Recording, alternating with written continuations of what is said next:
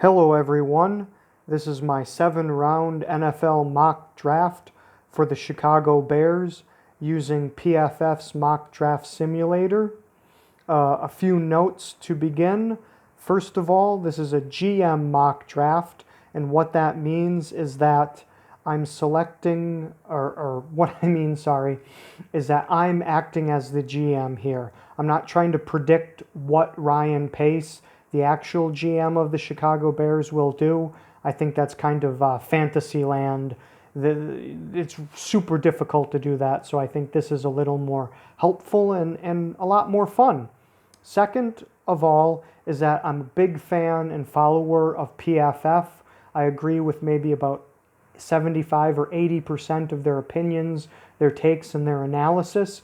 So if you've ever run across them before and you're really not a big fan of them, maybe this video isn't for you, or maybe you're not going to like it so much. And finally, a note on where players go, higher or lower than you think's actually going to happen. The thing is that no one really knows where these guys are actually going to go exactly. So just bear that in mind and don't try to be too critical in that regard, because we really don't know exactly where all these players are really going. So, okay, let's jump right in now. At selection 43, I took Antoine Winfield Jr., safety, University of Minnesota. This is a safety prospect that I really like. I actually kind of like him more than Grant Delpit, and Xavier McKinney, that are like the top 2 rated safeties right now. This guy's just super instinctual. He's super fast. Like when he showed up to the combine and ran a 4.45 in the 40-yard dash, I was not surprised at all. Look at his tape. That guy can move. He really can. The issues with him are he's a bit smaller on the weight side, I believe, on the height-wise as well. And then also he's had some injury history. So that's kind of the cautionary or the risky aspect of selecting him. At 43rd, I don't see how you can go wrong with taking a talent like him. He's got great NFL bloodlines, and Antoine Winfield, I think, great cornerback, played for the Buffalo Bills, and I think, I don't remember exactly if he played for the Bills, but anyway, he was a really good cornerback. I think his son, Antoine Winfield Jr., is going to be a really good safety in the NFL. And the Bears could certainly use a safety alongside Eddie Jackson. So I think he would complement and do really well there.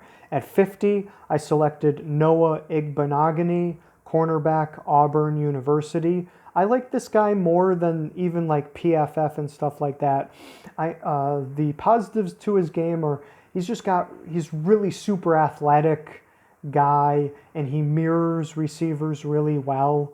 The thing that he doesn't do well is he doesn't play the catch point / he doesn't like attack the ball when it's in the air. He doesn't knock it down. He doesn't do a great job of like deflecting balls and passes.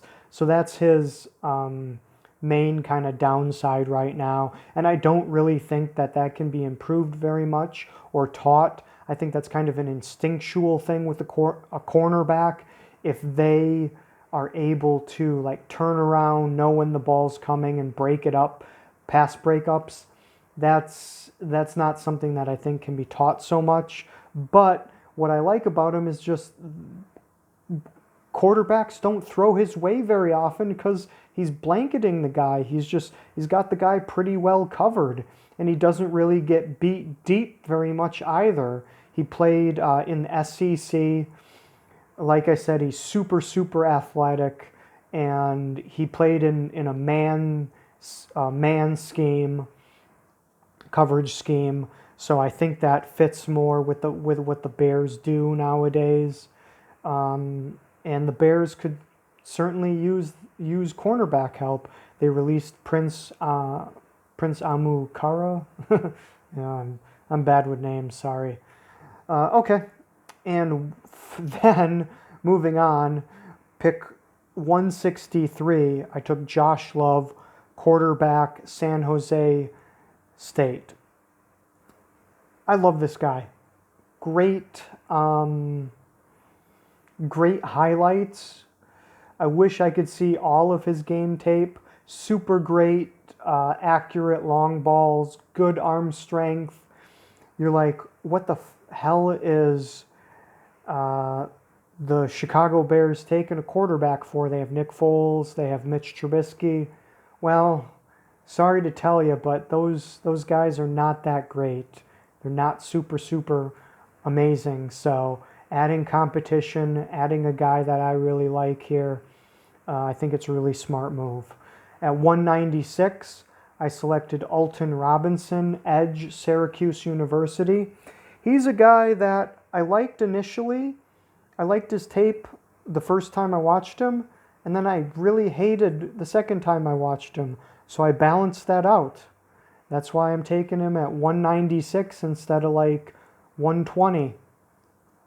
I think he's got slightly above average pass moves, and hopefully he could be something like a replacement level player if you get a bit lucky or really lucky. At 226, I selected Charlie Heck, tackle, University of North Carolina.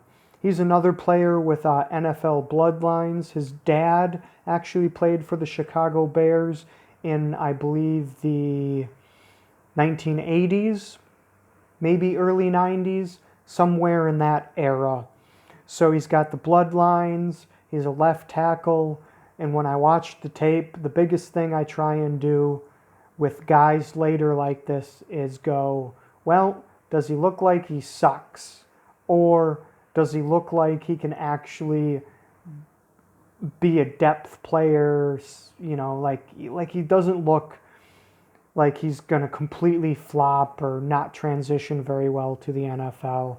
And Charlie Heck, compared to the other options, I felt more confident, better in him than some of the other guys. So, and the Bears can use tackle or line depth, certainly. It's not horrendous by any means, but they can certainly use depth.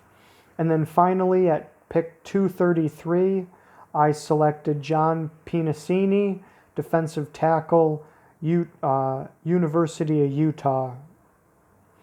He's another guy. He's a solid player. He's quite strong, holds the point of attack pretty well. He's not going to be much of a pass rusher, but and nearly the end of the draft, you're not really going to find or get very much. So to be able to get a replacement level guy potentially is not too bad. So overall, this isn't the greatest draft for the Bears.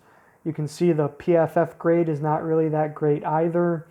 I like the players better than some of the grades given here. Oh shoot, I just realized that I completely skipped John Simpson. Okay, well quickly, just to end this, at the 200th pick, I took John Simpson, guard, Clemson University.